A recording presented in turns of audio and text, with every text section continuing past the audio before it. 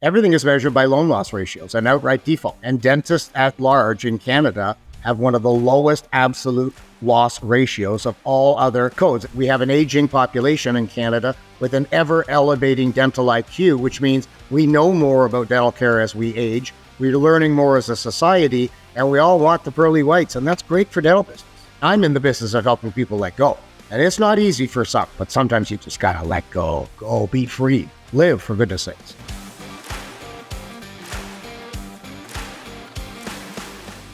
Good afternoon and welcome to the Wealthy Entrepreneur Podcast. I am your host, Bob Govro. I am so excited to have you here with me today. Just as a reminder, this is the place where we dissect the elements that contribute to entrepreneurial success, from mindset and leadership to profits and revenue. Now, I've got a special guest today, Timothy Brown. I'm going to introduce him in just a second, but this specific episode is going to be called The Art of the Dental Deal.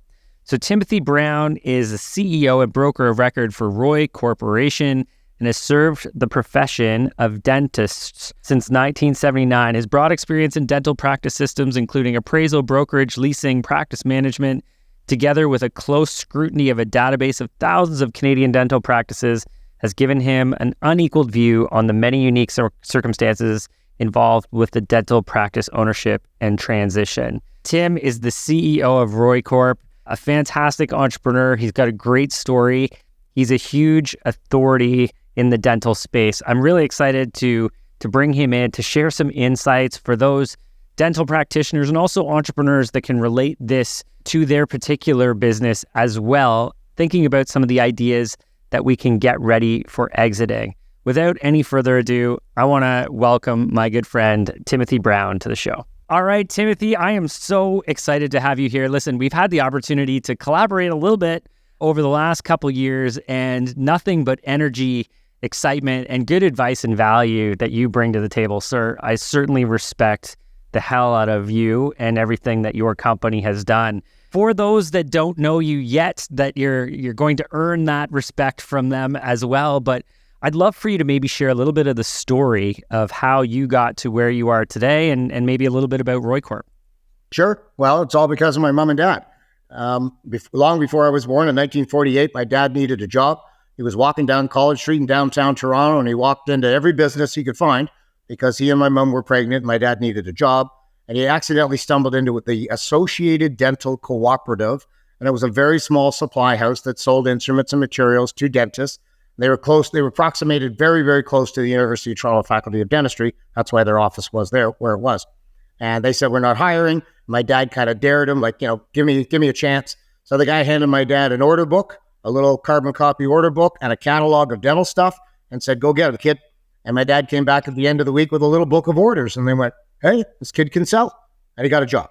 So that's 1948, he's 18. And then 74, 25 years later, he's the general manager of that very same firm, 25 years of loyal service.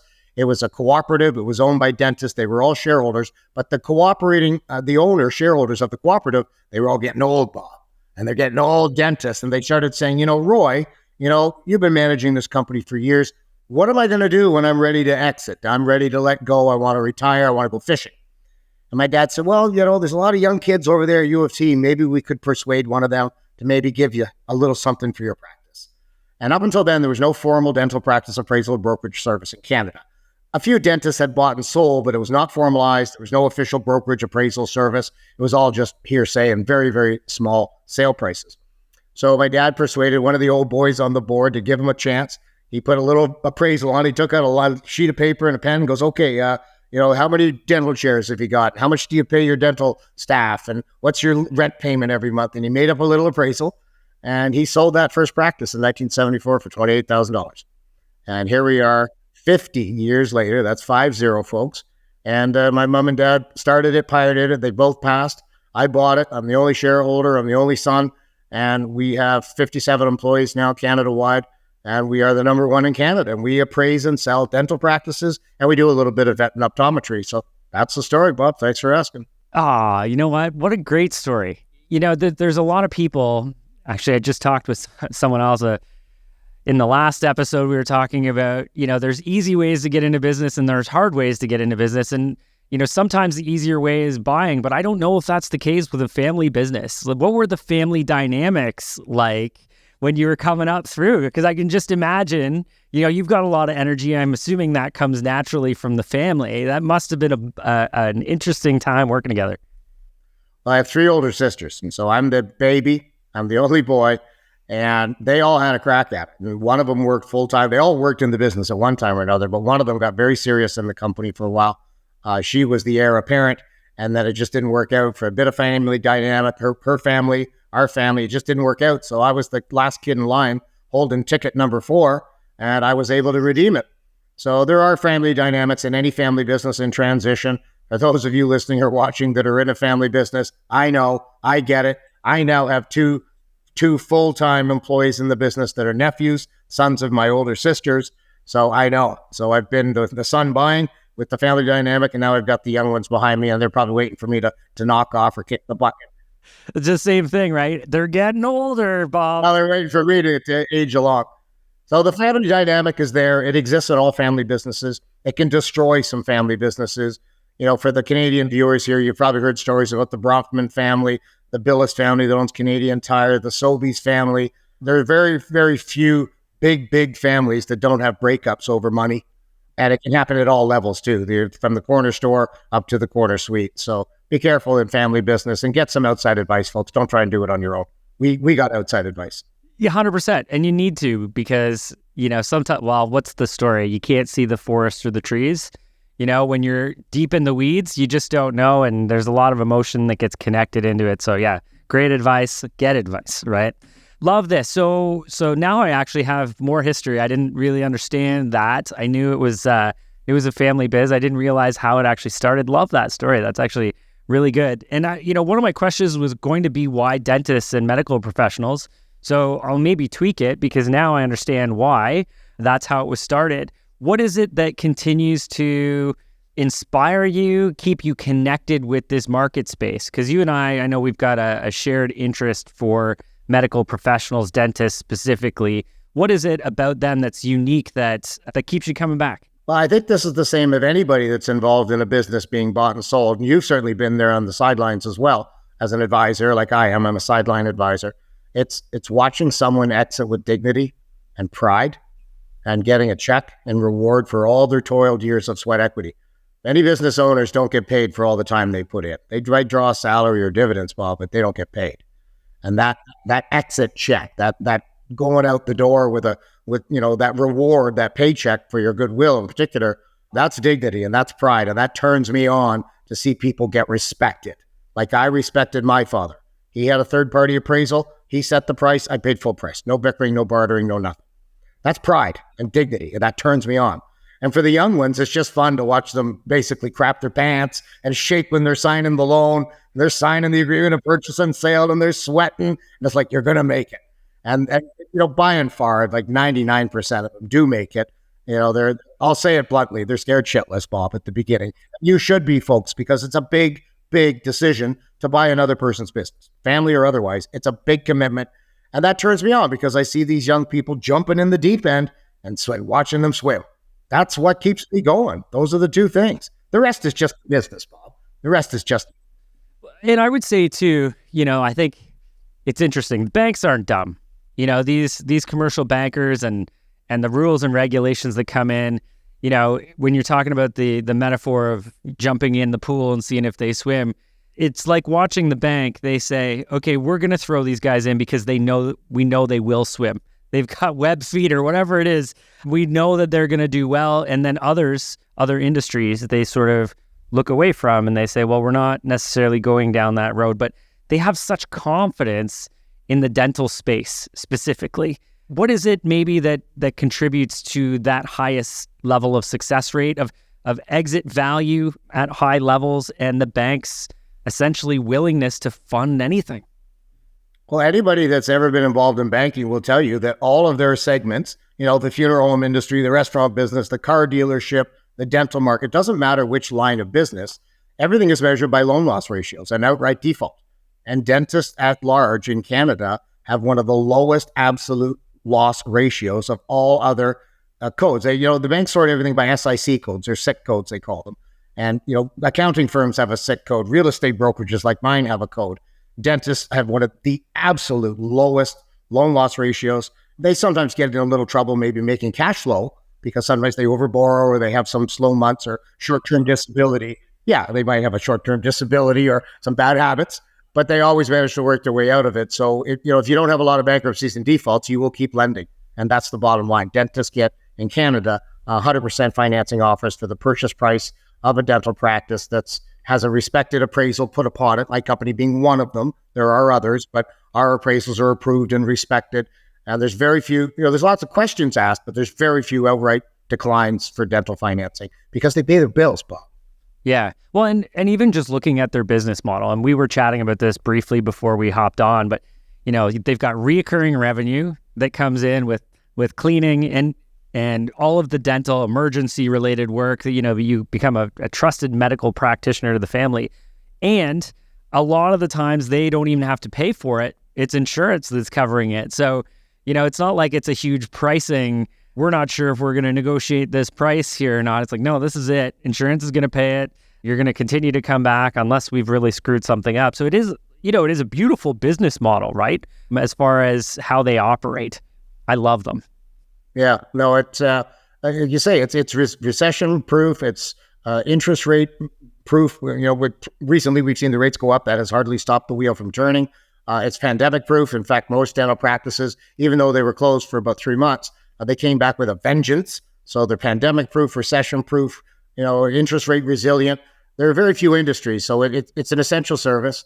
We have an aging population in Canada with an ever-elevating dental IQ, which means we know more about dental care as we age. We're learning more as a society, and we all want the pearly whites, and that's great for dental business. Absolutely. Yeah. So let's talk about ROI Corp and exactly what you guys do, right? We've got the high-level real estate, brokerage, supporting the sales. Talk to me a little bit about how your team supports people from sort of identifying that they're ready to sell to actually getting them the paycheck. What does that look like? So at our business, it all starts with the actual appraisal. That's the first document that we prepare. That's the first service we provide. We charge a fee for these appraisals. Primary reason we do appraisals is not so much for sale. Everybody thinks we do them all because somebody's ready to retire. We do appraisals for matrimonial reasons, partnership formations, matrimonial formations or dissolutions. We do it for bank financing, insurance, financial planning, curiosity. Some people just want to know. So all of those things contribute to our appraisal business, which is a pretty substantial little company in its own. And from that, about a third to maybe 45% of our clients will come along within a year or two. Usually it takes a while to say, I think I'm ready. I'm ready to exit. And at that time, we're offering a little bit of what I call accidental industrial psychology, which is, are you sure? Like, what are you going to do? I'll happily take your listing. I'll bring buyers. I'll probably bring very attractive offers, but I want to know you're ready to actually take this to the finish line and don't change your mind on me. People do that to real estate agents all the time. They play with the market by letting an agent hammer a sign on the lawn. In business brokerage, that's not cool, and it will stigmatize and accidentally hurt the business if things don't go that way. So we do spend quite a bit of time going, are you sure? Have you got a plan? What are you going to do? Okay. And the men suffer with that more. The women are like, oh my God, I got such a busy life. Get me out. The men are the ones, they're older men. They're like, I don't really have any hobbies. I don't really know anything else. And we're like, then don't sell yet. You're going to miss it. And you're going to be lonely. And you're going to go home and drive your wife crazy. Which happens. I've had some of those phone calls. Get it out of here. Can you get them back into practice? For sure. And, I talk about that a lot with business owners and as a generalization, business owners have a tie of identity to their business, but, practicing professionals that have that sort of skill, like I think there's an extra identity attachment because it's typically got their name, Dr. So-and-so on the door. It's like, am I walking away from myself? It's got to be hard, right? Well, you're a business owner and a leader, and you're pretty charismatic yourself, and I'm fairly extroverted. There's a huge ego lift to my business every day. I get to do film like this with respected people like you. I'm considered an expert in my field. I'm called upon for big life decisions, career decisions, I should say more career than life, but they are life though, like a big impacting life moment. You're right. And that's how the doctors feel too. These doctors they're centers of influence in their communities. They're adored by their staff. The patients all look up to them. You're wearing a big shield. You're a big man, a big woman on campus. So it's very difficult for some of them to let that go. I call it accidental industrial psychology, but they have all kinds of people that can help people with career advice. And I'm in the business of helping people let go. And it's not easy for some, but sometimes you just got to let go. Go, be free, live, for goodness sakes, live. But you're right, like it is tough. I talked to my wife. I'm 41. I've got lots of time left in the game. So I think unless circumstances change, but we talk about it and I go, well, I don't know how I will feel when, this big piece of my life is pulled away from me that I identify with. And I can share quickly, I bought a practice a couple years ago and the owner was in his 30s and he exited early. And good friend now, fantastic guy. His name's David. And we had lunch maybe a month ago. And I said, how's everything, post-sale? And he said, honestly, I have a big void and I don't know how to fill it. Like I've got all this money, I've got all this success. I've got a fantastic family. And he's like, but, there's a big part of me that had an emotional connection to this. So you need support to get through this because it is a big life change. I liken the sale of your business to divorce. But you're divorcing something that pays you every month. You're divorcing something that is 100% loyal to you. They've done no harm to you because it's your business. You're giving away a perfectly good lover for what? So that kind of resonates with people. Like, why would you get rid of a great lover that does loyal to you, does no harm to you, and sends you money every month? So at any rate, I use it humorously, but it really drives the point home that for many people, it's a horrific loss of identity, and it's a loss of that companion, that person. Many of us will spend more time in our company than in our home or our bed. I'm a 16 hour a day guy. I mean, if I'm up, I'm on. You're probably the same. If you're up, you're on. You know it.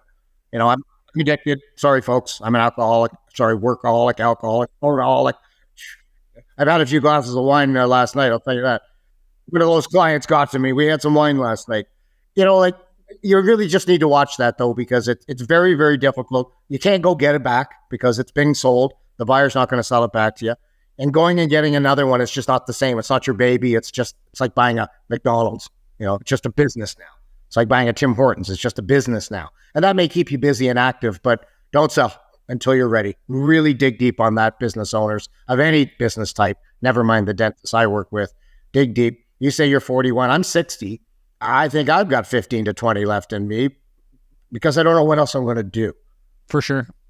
I can travel, but because of the nature of my business, I don't need to be stationary like a dentist does. They need to go to that place of work. You and I, let's be honest, I don't even know where you are today. You could be in Spain for all I know. Maybe I am. Yeah, maybe you are. I'm in Northern Ontario, in case anybody's wondering. I'm in my office, but that's just because the equipment's here and it's easier to use. But you're right. There is flexibility for many people now. And I think, one of the positives that came out of COVID was that just became more acceptable. Especially for the service people like us. Yeah, it's just, sorry, for those of you who are in stationary positions or places where you must attend to the business, like the restaurant or the dental office, sorry, us service people really benefited from pandemic. And it's just a fact of life. Yeah, but at the same token, here's the downside of this is that, like you said, you wake up and you're on. Service people, yes, we have the ability for flexible remote, but there's no exit. For at least the dental chair doesn't go home with you. You definitely can't be cleaning teeth or, working on somebody's emergency at home. You have to do it from the office, so you get a nice separation. Regardless, everything's got its ups and downs without question. Thanks for mentioning that. You're right. That's a good mention. Thank you. Yeah. Okay. When we have dental practitioners who have crossed that line where they say, we are ready. Tim, we're not going to mess with this. We're ready to go. What is it that they should be thinking of at that point, aside from reaching out and connecting with you and your team? But what are some things they could preliminarily be doing even before that to get ready for this? Well, I always say CYA, and it used to mean cover your ass. Now it means call your accountant. Because we can do the appraisal. We're very quick. We're very efficient at what we do. We have not the perfect system, but I've tried and attempted to perfect it as best I can. we can bring buyers in a hurry because there's an abundance of buyers in Ontario, and it's a very, very crowded marketplace. So, make sure your corporation documents are in order. Make sure your shareholding structure is in order. We have had clients run to us, get the appraisal, sign the listing. We go to market. They're so sure of everything. They find out a week or two before closing, the spouse isn't even a shareholder in the dental corporation. They can't shelter the capital gains for the spouse or the children or whatever it is. And they say, but my accountant told me everything was all set. Some of you are using the wrong accountant, folks. Sorry. And I know a few of my clients are suing their former accountants because simple things weren't put in place. And sheltering $1.25 million in taxable capital gain for a spouse is saving, $275,000? You know the number, Bob, better than me. Even more at 33% now, right? It's a lot, folks. It's just so silly that some people come along. So we have a choice at that time, was we stop the presses, but now a buyer has possibly given resignation to their place of previous employment. Banks have got loans approved. Staff may have been notified and the owner says, oh, I can't close.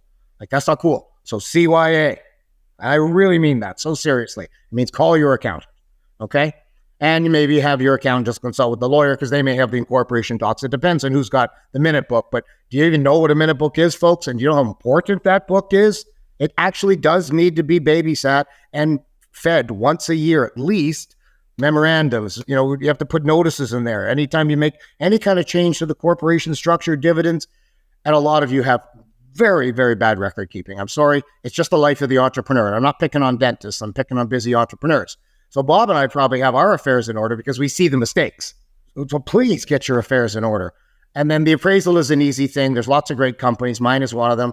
If you Google dental practice appraiser, dental practice broker, there's about 3 great companies in Canada. There's about 10, but there's 3 really good ones. And we're all on the Google homepage, and you can do your own research, folks. We're just too easy to find, right? So you don't need to do a lot of research on who.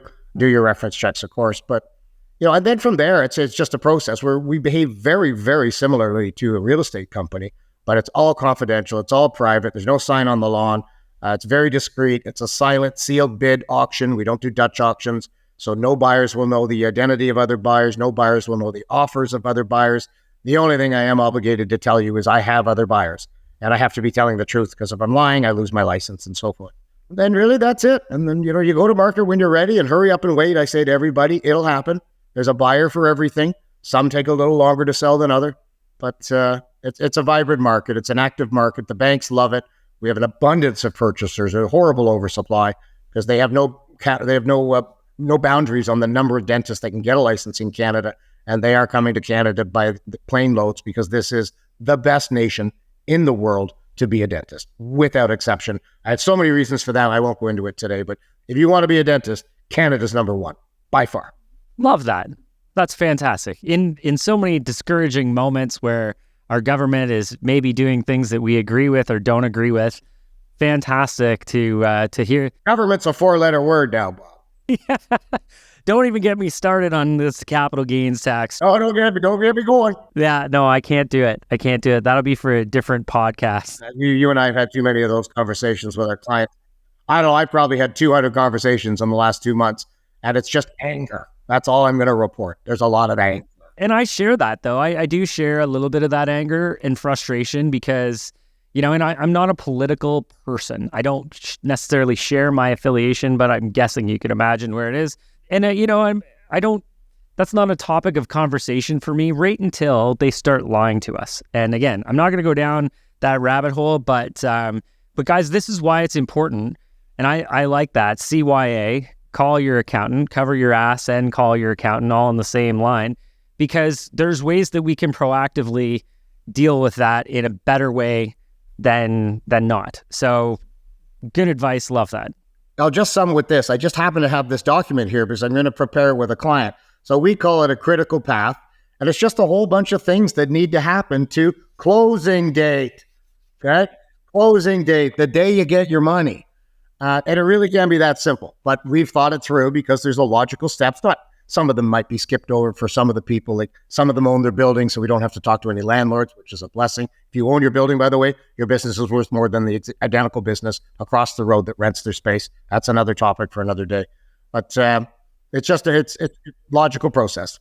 So let's talk about dental spaces as well. So I know you've kind of identified where you help with the appraisal and the potential sale, but what about leasing space, occupancy of those locations. How do you guys support with that too? So historically, we always would pretty much leave that to the solicitors because they like to be the ones to notify landlords that, Dr. Gavreau has sold his practice. He's selling it to Dr. Brown. We're going to need an approval for an assignment of the lease. Most of the lawyers do a pretty good job of that, but landlords have changed. The lawyers are the same, but the landlords change. And pandemic put some landlords in a very precarious position because of vacancies that are persistent and continuing persistence. Vacancy rates are skyrocketing in certain properties in certain places. And so landlords have gotten mean.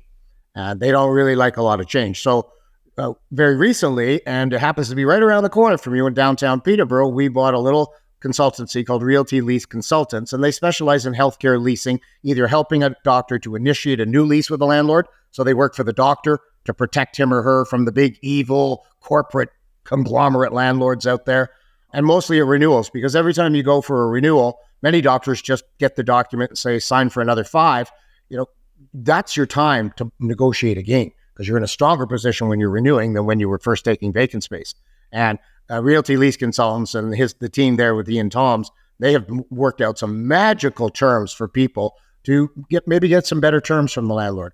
And as long as you're nice to landlords and patient and polite, they're really regular people. They're business people like us. But too many people see the landlord as the evil enemy, and they argue with them, and they pester them about, the garbage is overflowing, or there's a light bulb out, or you didn't salt the sidewalk. And landlords are human too, and they don't want liability, and they want their properties to be nice and clean. Generally speaking, that's who landlords are. And more importantly, I'm a landlord. I want my rent. Okay, that's number one.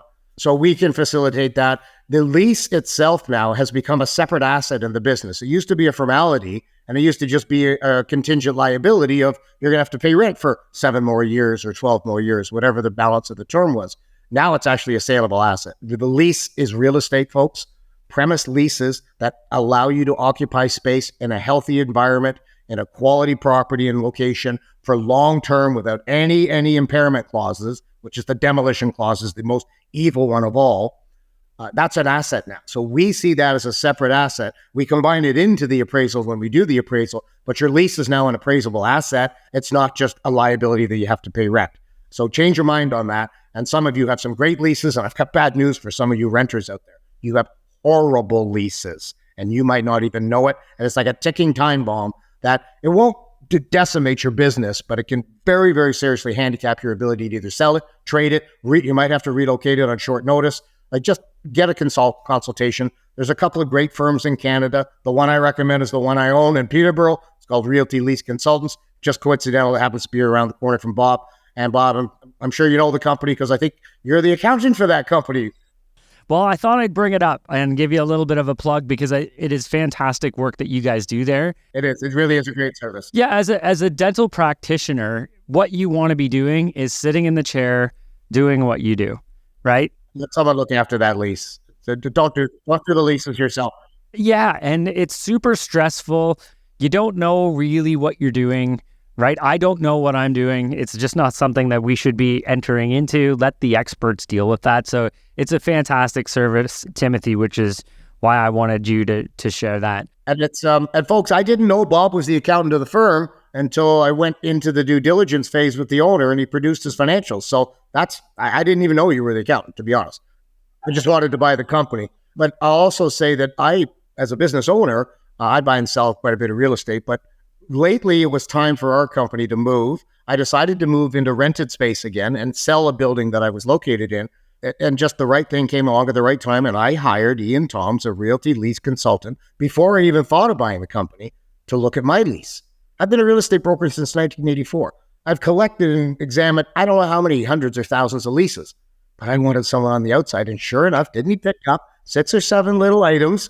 Well, Tim, we do a little better on this clause. I went, I probably would have just read over that and signed the darn thing because I'm an entrepreneur and I just want to go. I just want to move and get the new computers and get the new office and put a big sign out front. So you really need to stop and have your lease professionally read.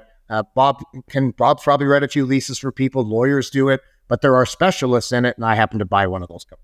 100%. And you know what? I can read it for certain elements and be an expert, but when it comes into those clauses, that's where you need the pros without question.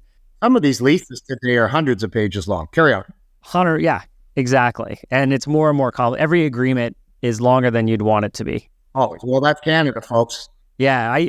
And again, to your point, you mentioned this, the reason that those are in there is to protect you. And it essentially eliminates any of the gray area of how everyone should interact with each other. It's just because we've become assholes to a certain extent that those contracts need to be greater because we know people are breaking the rules. But the lawyering up of Canada was well into play. It happened in America 20, 30 years ago. I mean, boy, the lawyering of America is really a nasty thing. We were kinder, gentler economy for a long time, but we're changing. The dollars are getting bigger. People are coming here from all over the world with all kinds of business customs practices. Their ethics and morals from their different cultures are different than ours. Like, we're in the melting pot, folks. So CYA, right? CYA. Okay, and the last question I want everyone to have answered, Tim, is really how anyone can get a hold of you and your team so that you could support them through this dramatic phase of their life. So I believe in the window that the viewers are watching. In the bottom left is my name and my website, roicorp.com. If you Google Timothy Brown, dental practice appraiser, you can find me. I just want to say for the record that I have so many kids here during this week that they've dirtied every dish in the house. So I'm drinking from a mason jar. It's not moonshine. It's actually water. ROIcorp.com. You can find me on LinkedIn. I've written 3 books. I've published magazines. I've written about 500 articles. I'm pretty easy to find. And I'd be flattered if you reached out and called our family firm to give you some help when you need it. Thanks, Bob. Absolutely, Tim. We'll have all the links in how to get a hold of you. Definitely jump on, grab one of Tim's books, if not all 3 of his books. Huge resource in this space. For everyone listening, thanks for jumping in today. I appreciate you being here. I know Tim has shared a wealth of knowledge related to selling or even buying or getting ready to exit from a dental practice. If you have found anything in here that you like, give it a like, drop a comment. We're happy to see those comments. If there's someone that you know that could benefit from some of the advice and guidance that Tim gave, please share this episode. We want to get this in the hands of the most entrepreneurs and dental practitioners that we can. We can maximize our impact together and change the world in a great way. So let's please share.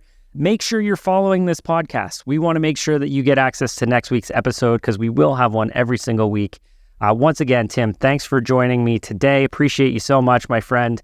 And I look forward to connecting again soon. And for everyone else, thanks so much for watching, and we'll see you next time.